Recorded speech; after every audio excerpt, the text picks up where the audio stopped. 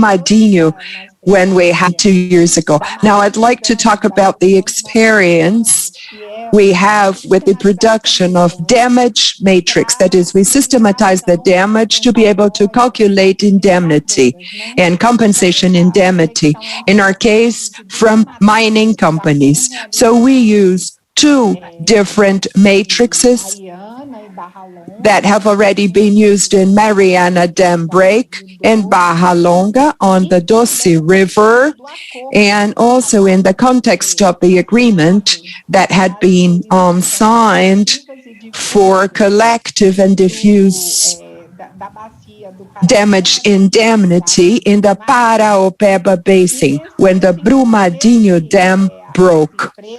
Now, thinking about how companies are forgetting about individual indemnity. I mean, because we have always had a tradition in Brazilian law that reinforces property and private property. So now why is the reparation collective and diffuse? So if reparation, so the technical advisory groups were an achievement of the communities impacted by the dam break, which they achieved in their struggle. In the Doce River Basin agreement, the dwellers did not even participate. But then, when it was not possible to include the impacted communities, they were given this independent advisory group to identify the damage. That is, so that they could participate as informed participants. They needed technical assistance for that. So then we have the decisions on human rights by the Inter-American Commission of Human Rights and the Inter-American Court of Human Rights, which said that in lawsuits for the reparation of damage that stemmed from violation of human rights, we must have the victim in the center and use criteria of memory, truth, and justice. And so the narrative dispute is also important. And then, in these technical advisory groups, they began to produce different types of studies. So collective damage related to collective rights, for example, health, the right to health, the right to social assistance,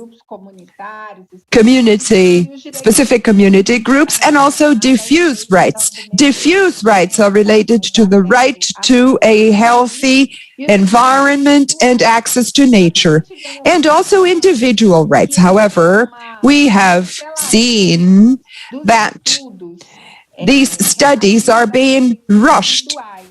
Especially the studies on individual rights.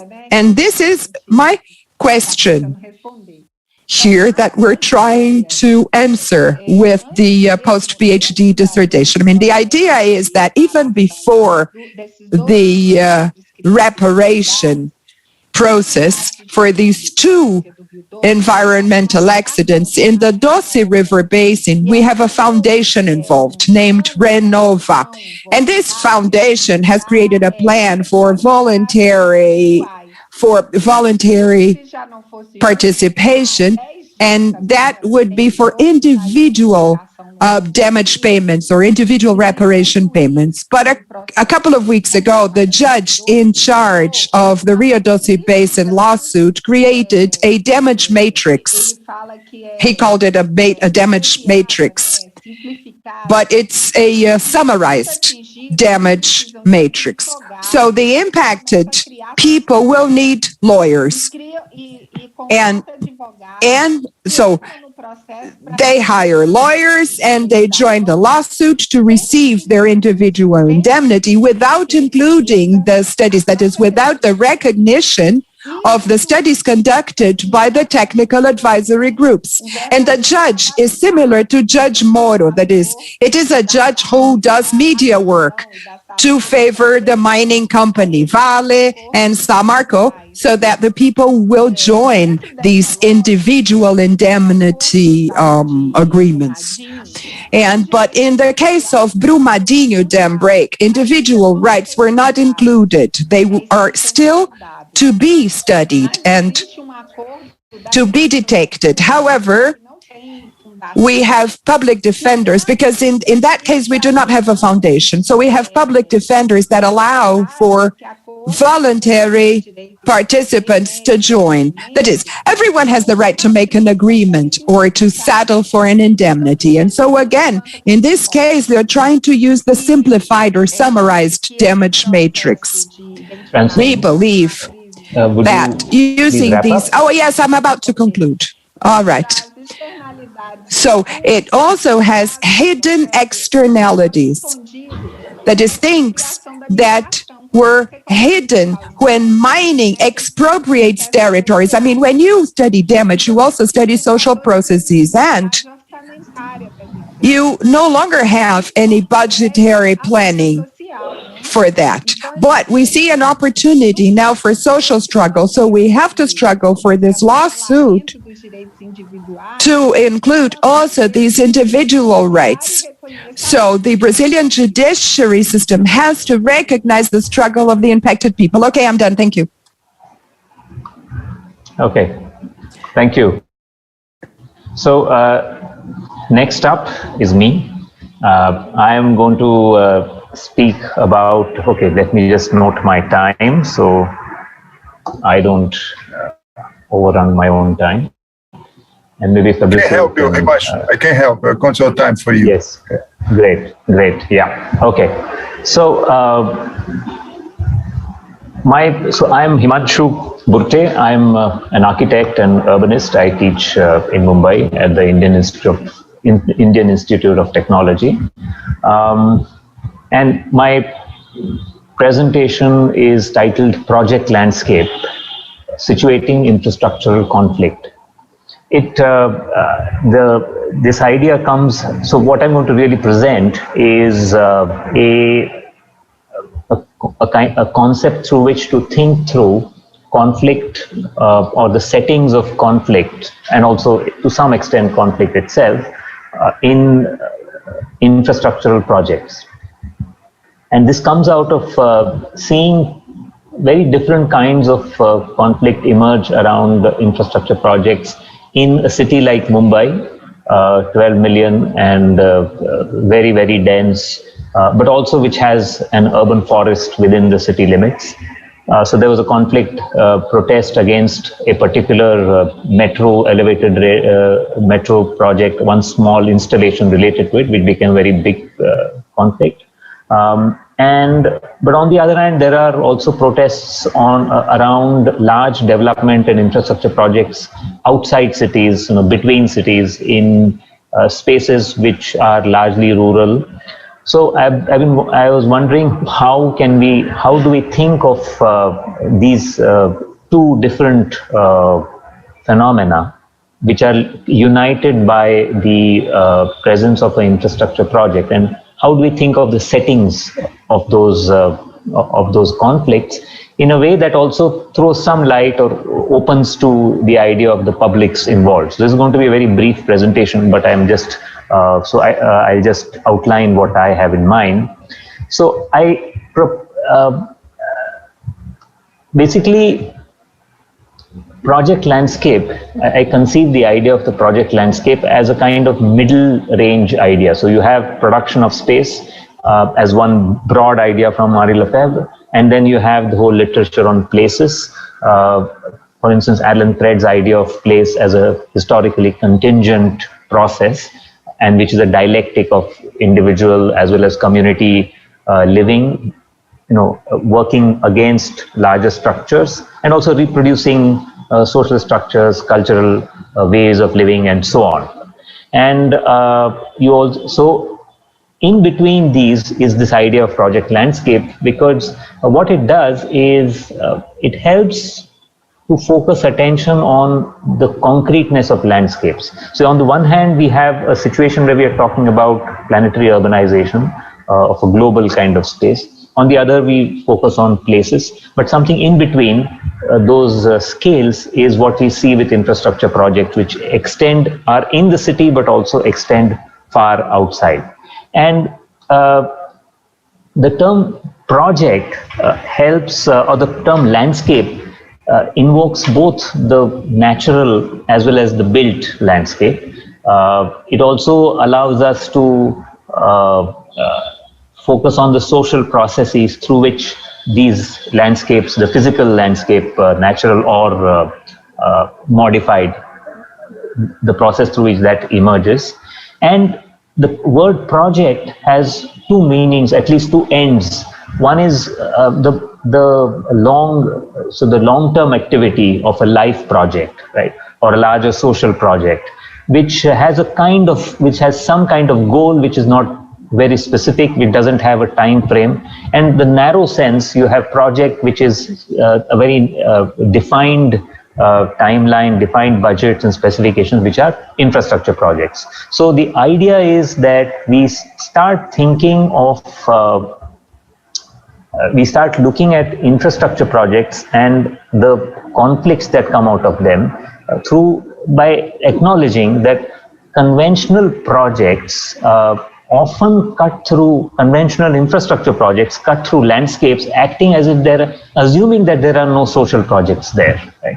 But we know that all landscapes, actually, many landscapes, even those which look uninhabited, are constructed out of varieties of social projects. That's very much the case in cities, but also as you go outside. And once you see that, you start thinking of project landscapes as landscapes in which different projects, that of infrastructure, state, or capital, are in conflict with social projects of place, of consolidation of lives, and whatever else. So this is the way I am trying to find a way of thinking of the spatial and the conflictual aspect of infrastructure projects. And to end, what it is opening up for me as I see it is the possibility of connecting different publics, publics within the city, like critical researchers like us, and connecting us to what is happening way outside the city, but to which we bring our knowledge of urban conflict and planning, and those relationships, we can bring those to spaces outside the city, because they are also, even if it's a remote land, they are affected by planetary urbanization or a more Lefebvrean production of space.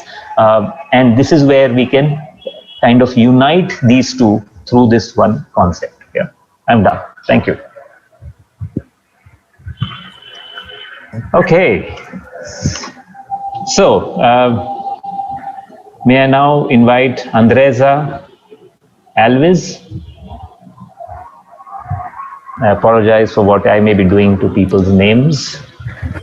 It's okay. Bom dia. Good morning. Estou aparecendo, não é? Tá dando certo? Yes. Can you see me? Can you hear me? Yes. Bom dia, gente. Good morning. I'm Andressa Alves. I'm one of the participants of the feminist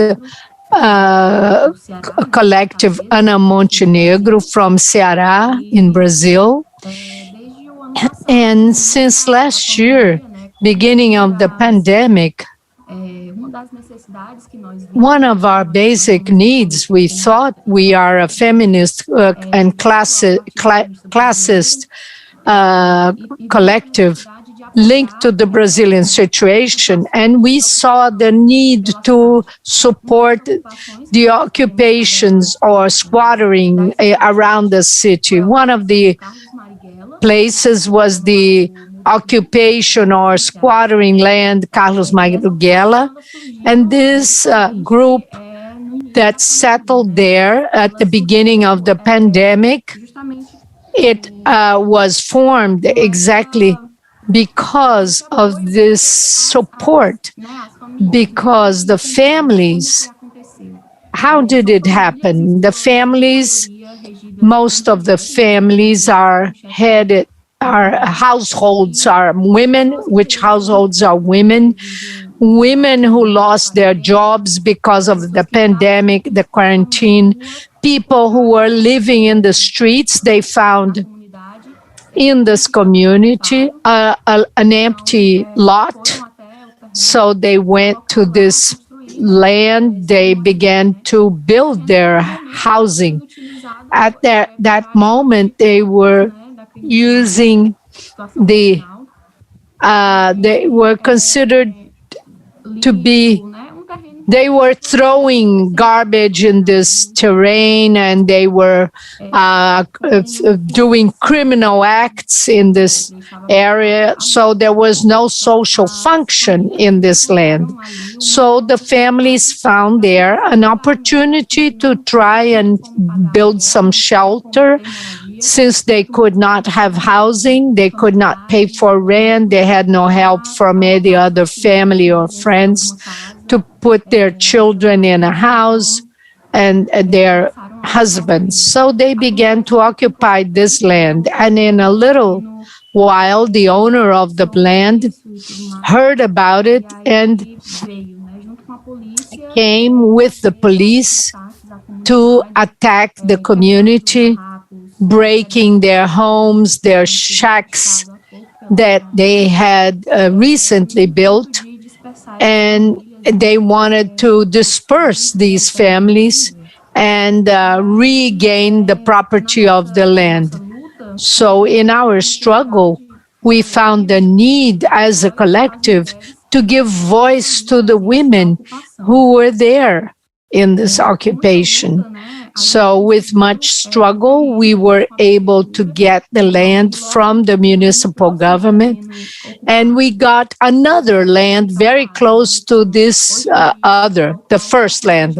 So today, this occupation is being transferred to the new land given by the municipal government, though they still have a constant fight and occasional surprises or attacks by the police, even in the land that was achieved by the people.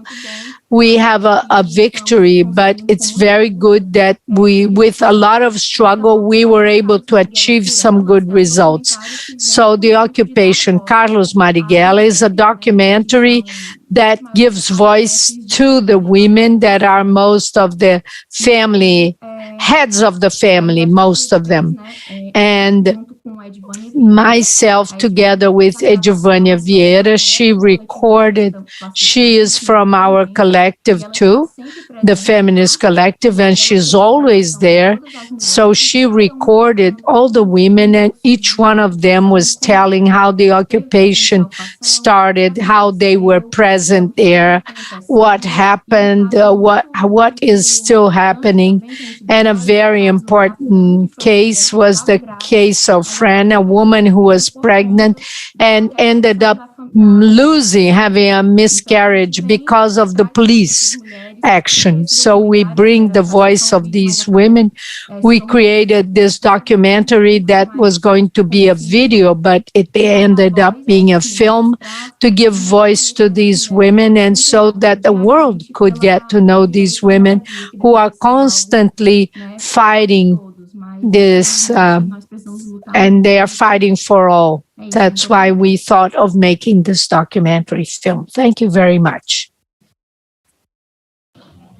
Thank you, Andresa. And now this is my last bit of torturing of your names. I'm very happy to invite Fernanda Costa Frias, Daniel Mendes for the last presentation. Bom dia. Eu vou compartilhar. Good morning. I'm going to share screen. I prepared the presentation, so whenever you can see the share screen, you can confirm with me, please.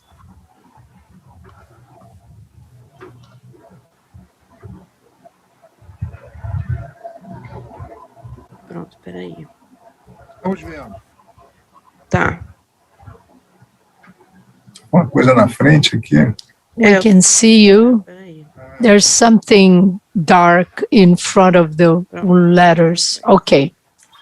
What does the program's community and city wants for Rocinha? Rocinha, this is the program, Comunidade Cidade, City and Community for Rocinha, which is a large slum in Rio. I start from the principle that the state, based on public policies, may direct the housing process. So it's necessary to follow up its goals. That's why I analyzed the case of Rocinha. It's in the southern part of the city of Rio de Janeiro, very close to the richest areas of Rio. It was declared a district and they have their own administration. And the slum has 250,000 inhabitants per square kilometer. And it has different areas of administration. It's represented here by the orange line and the district in the red line. The occupation of the territory is in yellow. So we can see that there are large empty room in this area, in the map. In January 2020, the governor, Witzel, launched a program, Community and City, with an investment of 2 billion reais. And they had the Rocinha as the pilot project. What draws our attention is the number of evictions in red. It's all the houses that will be removed, which represent 30%, and 7 in every 10 persons will not be reallocated.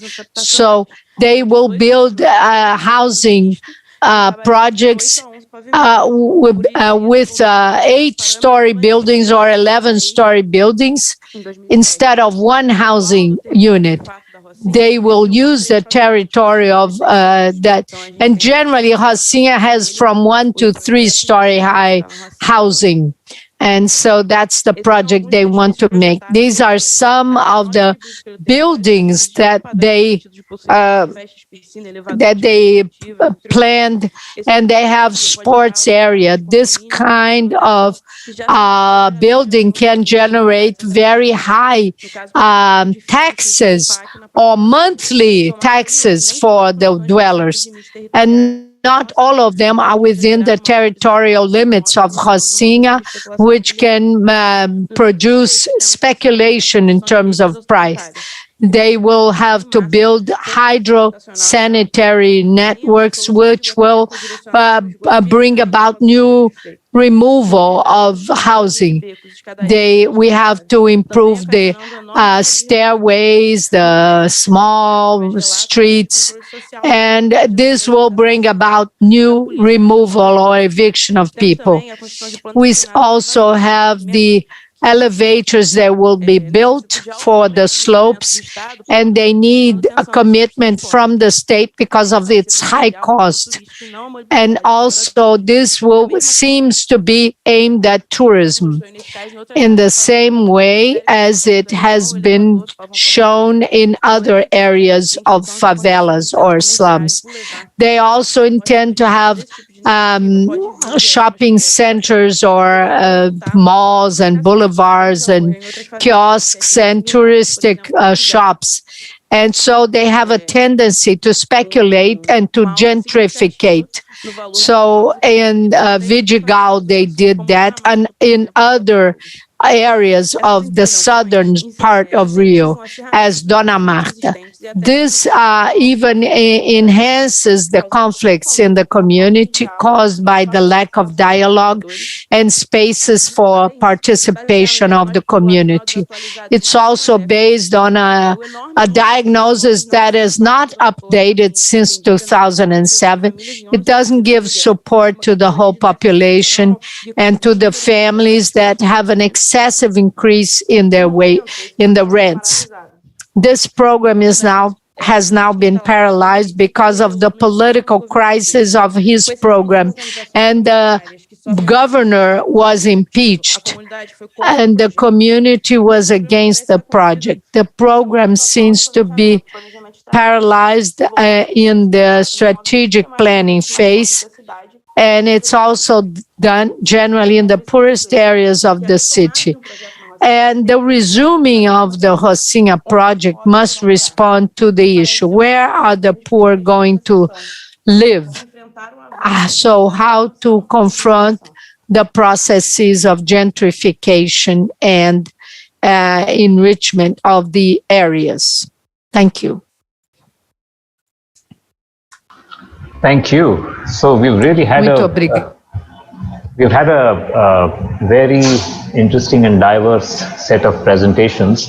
Fabricio, how much time do we have? As per the old plan, we would have about 17 minutes, I think. We can go until the more 30 minutes, until 12:30. It's okay. So how many more minutes? 20 minutes or 30? 30. Okay, excellent. 30. Okay, great. Thank you. So I'll quickly map some of the themes that came up, and of course I'll not take too much time, but naturally, since we are talking about conflict and planning, I think at the heart of this session was I think the idea of crisis, and it came out in many different ways and in different modes. We saw the thought, there was one theme that cut across more than one paper, which was about struggle, but also seen in terms of practice. And I think that's very, very interesting, and that may offer us some ways of exploring,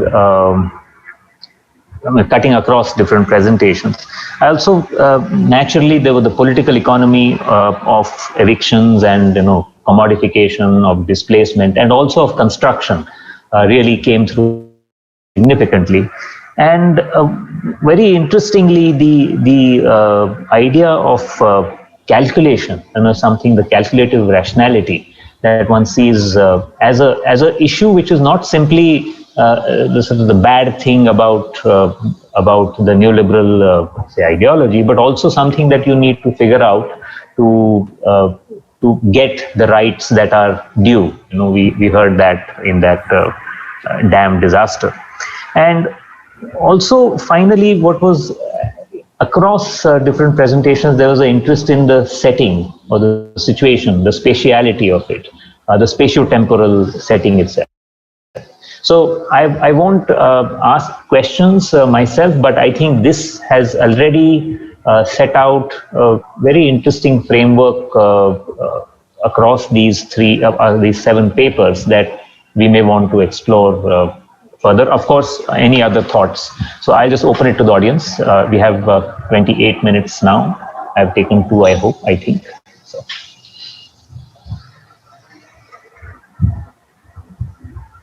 Perhaps people, should they raise hands, Fabricio, or should people just come in and talk? Raise hands? Pode ser, ou pode se inscrever no Yes, chat. raise his hand or also write their names on chat. However is more convenient. Okay. Great.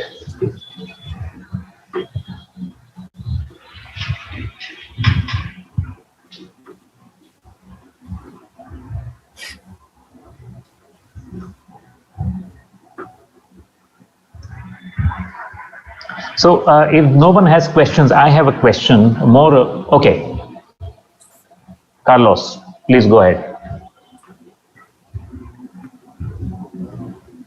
Boa tarde. Gente, eu caí. Hello, good afternoon. I'm sorry, my connection dropped. I had no power, no electricity in the morning, and so I was not really able to hear the presentations live, but I just got a recording. I'd like to insist on a point that has been mentioned in the morning and now also in the current session. When we hear these analyses and reports, we say, well, it's about the same thing that is happening all over. And at the same time, we have this feeling that no, each location is different. It has a different settings. I think that as we heard Manuel Delgado, he spoke about this. He said struggles are always against planning. If you view planning as a form of domination, and planning follows approximately the same standard, the same model all over the world. But at the same time, the settings of each society, of each city, marks specificities in this more general setting, which is common. One of the elements that seems central and common to me is this difficulty today to build unity, you see, to unite all of these different struggles that we find in each city and in each country. So it seems to me that one of the common elements and one of the main challenges is that because of the crisis in labor and other crises that most mentioned, and I also briefly mentioned, I mean, the construction of a unifying collective political being becomes extremely difficult. And it seems to me that this is a common element. The struggles are beautiful, the resistance is incredible, but it always, they always, so how can I say? They are always limited. They're always fragmented. I just wanted to make this comment. And I think that all the talks we heard enrich this challenge, you know, for us to think what are the conditions, the possibilities, and the limits to unite urban struggles in each city, in each country, considering the current struggle conditions. That's it. Thank you. Thank you. So I had in fact, I was going to ask something else, but now that you brought this up, Carlos, it's an open question to anyone who is here. You said, and we are familiar why you say it, we understand that the struggle is always against planning. And I assume in a sense that what you said later, which is the difficulty of uniting the strugglers, planning is part of constructing that difficulty, correct? It is part of the process through which the fragmentations occur alongside a kind of global integration. But are there potentials you see at all in planning in the broad sense? Or in other words, can you also do away with planning? Because in Mumbai, we've had struggles against planning which are simultaneously, which are struggles for more inclusive, more equitable planning. And we have also experienced the throwing out of a particular plan which leads to something much worse. So the question is, in this context, I mean, this is an open question to all, but Carlos, of course, it would be good to hear your comment on it.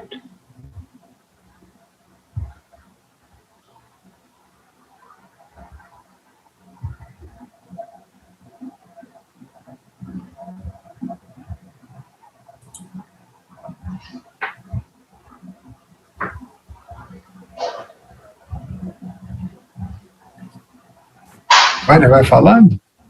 Ivanchu, there is a question here.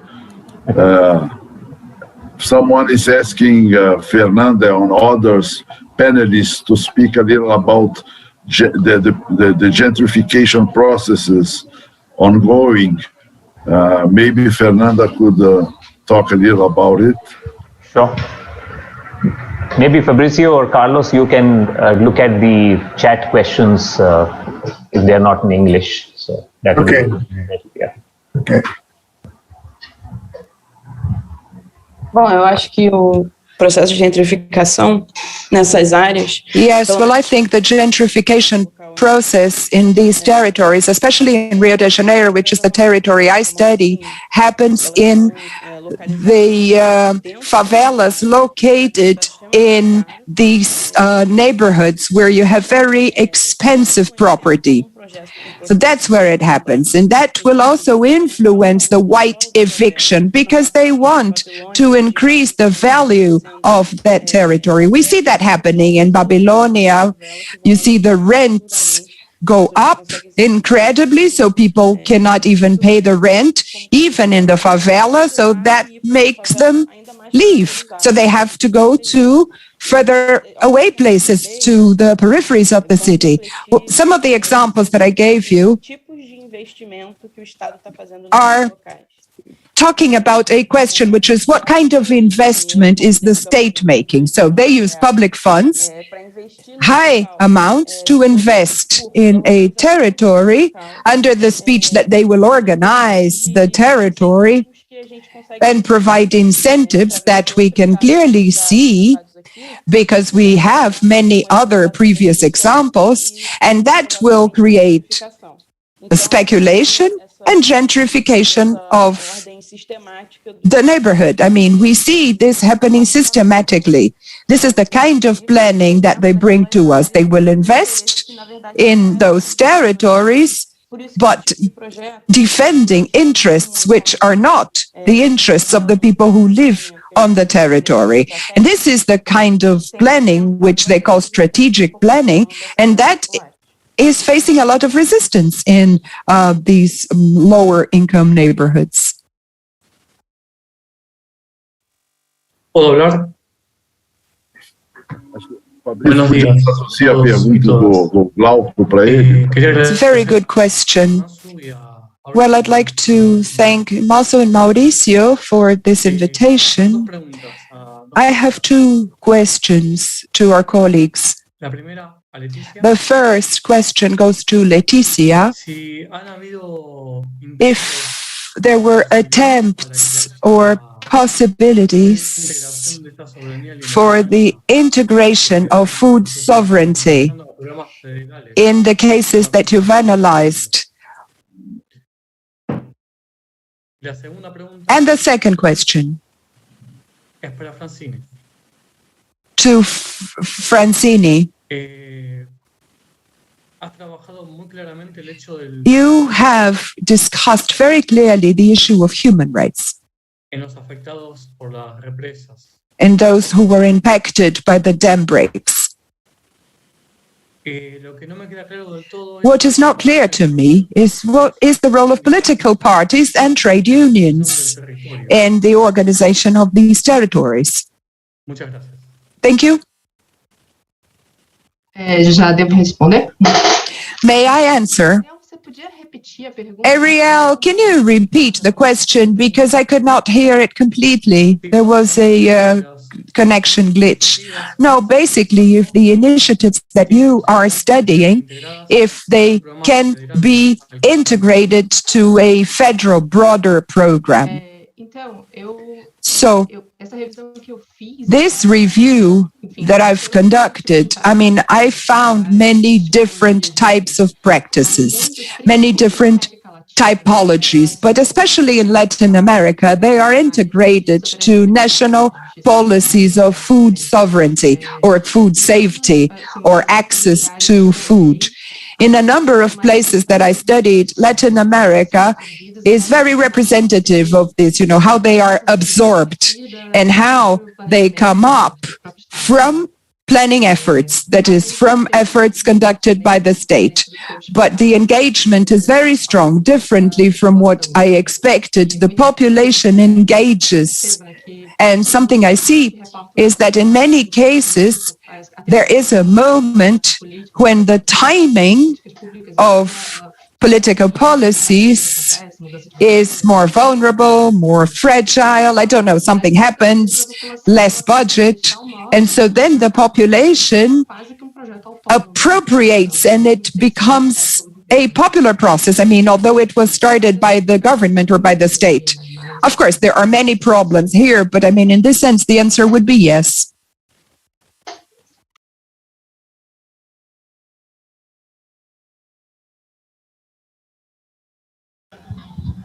Com relação aqui às lutas nos territórios mineiros aqui. About the mining em Minas Gerais. a luta é muito desequilibrada, né? Então, assim, os partidos de esquerda, eles... Estava aqui a tradução me atrapalhando. Os partidos de esquerda apoiam os movimentos sociais, os sindicatos. The leftist parties support the trade unions and the social movements, and they have commissions that follow up the dam break or the great spill of this dam, mining dam. And there's congressmen or congresspeople who try to follow up. But it's the mining companies have a lot of power in the territory, and the social movements and the unions and the leftist parties, they all fight each other. But there's a great front, a line against the mining companies, the strengthening of social movements, MAM, MABI, which are movements against movements that defend the populations affected by dams. But there is it's 100 against 0. It's very imbalanced, our struggle. So they are still very powerful. We are struggling to get to 100 or 7 against 1, but we are still in 100 against 0. I'd like to make a comment about gentrification, and most of all, in dialogue with Fernanda's presentation, which is very shocking. It's very close to what we are experiencing in São Paulo with the PPPs, the housing public policies that are for housing, but they are expanding the threat against the populations in the city. So in the case of Cachoeirinha, which is a northern part of São Paulo, you have public policies that threat to remove more than 6,000 families in areas that have been consolidated for more than 40 years, with a proposal to build housing units with great fenced communities and large buildings that destroy many other forms of living and housing, and places as the only process possible in the case of the PPPs in São Paulo. And you have to have a banking funding, so the public policy is ready with this financial plan that will respond to the needs of the building companies, but does not respond to the needs and the basic conditions of the families that were affected and that supposedly would benefit from it. So in this case, the PPP does not predict access to families up to one minimum wage. The local residents made a socioeconomic survey of the families there, and 70% of them is from 0 to 1 minimum wage. So these policies are not having a dialogue with the population. In this case, they can't even think of another planning, another popular planning or grassroots planning. And the last comment is that the pandemic made it even more difficult with other challenges for another planning, other urban problems. But now we are undergoing the urgent policies, so it's another threat. And before that, we have the threat of hunger and extreme poverty, which is happening in the territories, and it has placed many challenges for the urban fights that are more revolutionary. Okay, thank you.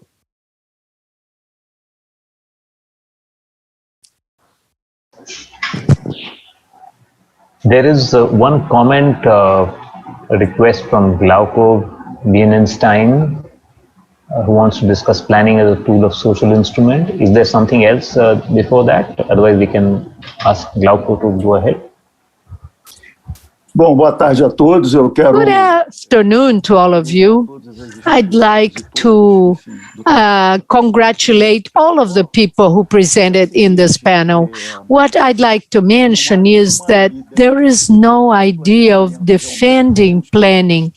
We have to deconstruct. I agree with Professor Manuel Delgado about what he said. However, as we say in Brazil, we cannot throw the baby together with the bath water. I don't know if you understand this proverb, Brazilian proverb.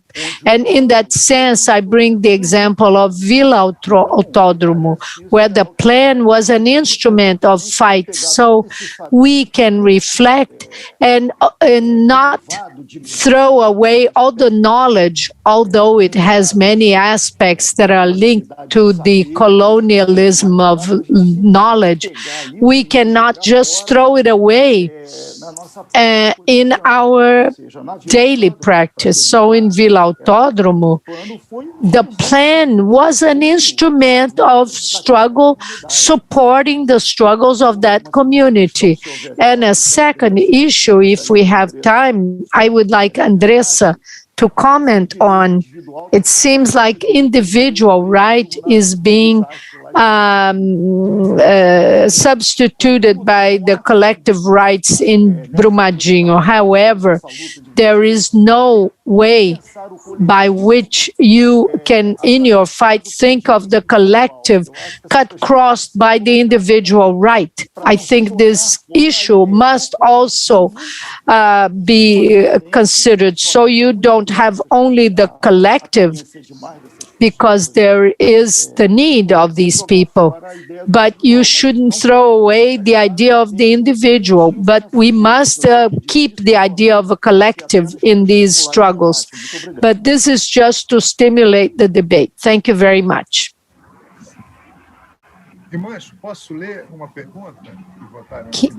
Can I read a question that was put here in the chat? The question by Alexandre Tavares. He asked, we could say, if you think that self-building should be commented in Brazil as it is done in Venezuela and in less scale in Argentina and other countries. This is the question.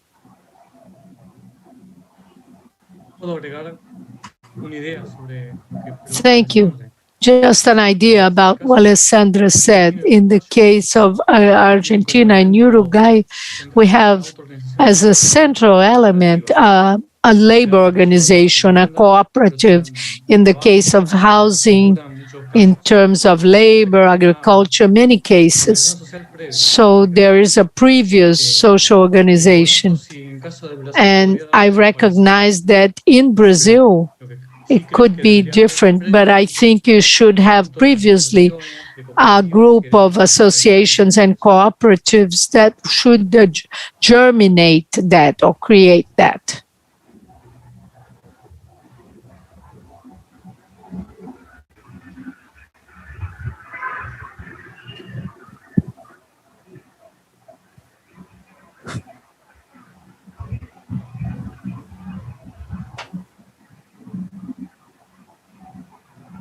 Fabrício, se não tiver mais ninguém, acho que pode continuar, né? Pedir para comentar. Fabrício, I think we can continue if nobody else wants to comment about this. I mean, it's just a suggestion. Anyone else would like to comment about this? There was a question. Fabrício, can you hear me? Yes, we can hear you. I'm sorry. No, this is a question to Andressa, but it goes to everyone.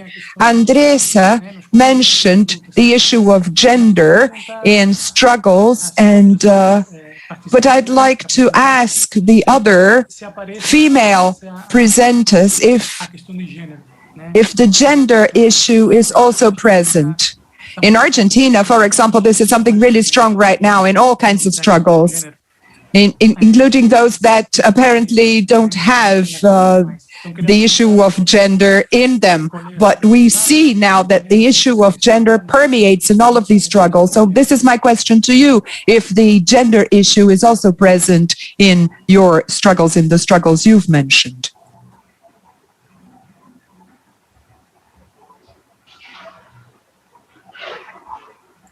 Para a Índia também, tá? Posso fazer breve comentário? It's a general question. I can make a comment about this. About urban agriculture and community gardens and community orchards, the issue of gender is certainly present. And it's inseparable. When we talk about this production of food in green urban spaces, we are living in an interface of what is production and what is reproduction. I don't want to naturalize the role of women connected to the work of reproduction, but we know there is a tradition and there is an accumulation of knowledge amongst women in reproduction. So all of this ends up being very important when we want to change the paradigm and discuss about our interventions in urban spaces, bringing this idea of care. I'm not naturalizing women as caretakers, as the only ones that can work with care. But then we see conflict and we see how gender aggravates conflict. And there are a number of examples. I found many examples of countries in the West Africa where access to land is a gender issue. I think that applies to many places, but I remember West Africa, where access to land is limited for men. Of course, have a deeper discussion that this is rooted in colonialism. This was something that was imposed. The model to have access to land was imposed by colonialists. And so, but women were marginalized, having no access to land, and that has a huge impact. They have no access to water, they have no capacity to produce, to survive, for their own support and for the support of their family. What kind of agriculture can they practice since they do not have access to their own land? And the kind of education that women receive, because again, it's interesting that men in some places had access to a different type of education, a more European education. So the kind of agriculture that men do comes from this kind of education, whereas women did not have access to this kind of European school. And so the knowledge they have is this knowledge that was accumulated in many generations, for their ancestrality.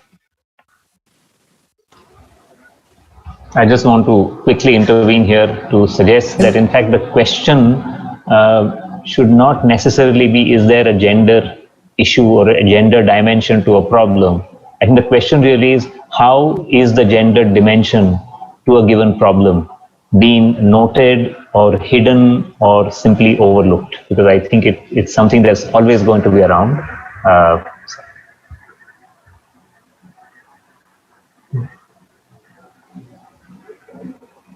There are some questions, I think I can't read, or some comments.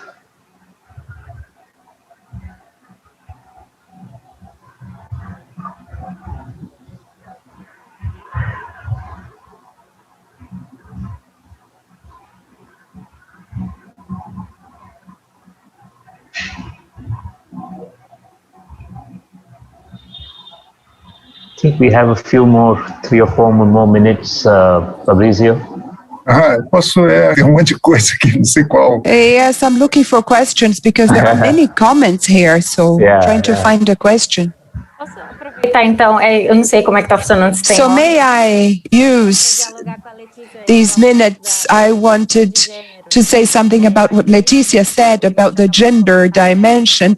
Just as Himanshu mentioned, gender is always there. I mean, it can be hidden, or it can show by public policies, by academic productions, as we see, but very concretely, I mean, thinking about the struggles we have for dwelling, for housing, we see this reflection. You usually have more women in these struggles because of the history of gender roles, that women was in charge, so to say, of reproduction, the reproduction of life, and so women are more impacted.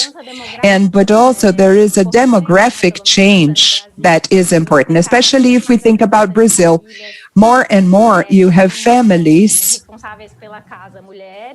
where the woman is the head of the family. The family is just a woman and her kids. And at the same time, when you think about the world of labor, women have children, they have more difficulty to have access to work, lower wages, so that again reflects in reproducing precarious housing. Today, we see many different occupations, and many women and children are ahead of these struggles. So we must speak about gender. If we don't speak about gender, we are hiding all of this process of precarization that is also gender-based, also race-based, because there are many Black women with her children in the struggle for housing. But so in planning, we must think about this, but first we have to change the way we think, the way we reflect, and also the way we struggle. But first, the way we think, otherwise we hide this precariousness that is also gender-based, race-based, and they are present in these concrete struggles for housing, for dwelling. I will read two comments that we have received. One from Fernanda Sá. She says, Javier, Manuel Delgado launched a provocation when he spoke about institutionalized gender in Barcelona. He said that the speech is filled with virtuousness, but it's part of a dispoliticizing speech, as we see in Barcelona. We also see a comment by Joyce Barroso. She said, when I worked with land regularization, and when we said that women were going to receive the land title, many women wanted to be removed from the list because they were being threatened by their husbands of being hit, they were threatened of their lives, and they were expelled from their homes.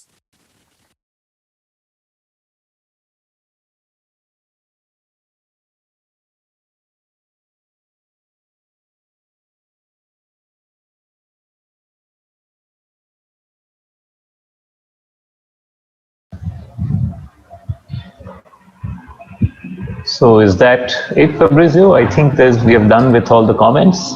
Okay, great. So it's been a fascinating session, and I have, even in the discussions, I've constantly been thinking of experiences in India. And while, as Carlos said, so many things are common, it just struck me that there are so many things I suspect are different, but I don't know. And I think that means I suspect that we should have more of this kind of discussion across geographies, large, widely separated geographies and situations. So I really enjoyed this, and thank you, Carlos, Fabrizio, for the invitation, and all of the presenters for excellent presentations today that I got to hear, and great comments. Yeah, so thank you, and have a great rest of the conference. Bye-bye. Thank you. Gente, amanhã vamos ver. Fala, Weiner, fala. Não, era isso. Yes, Weiner. Yes, I just wanted to talk about tomorrow.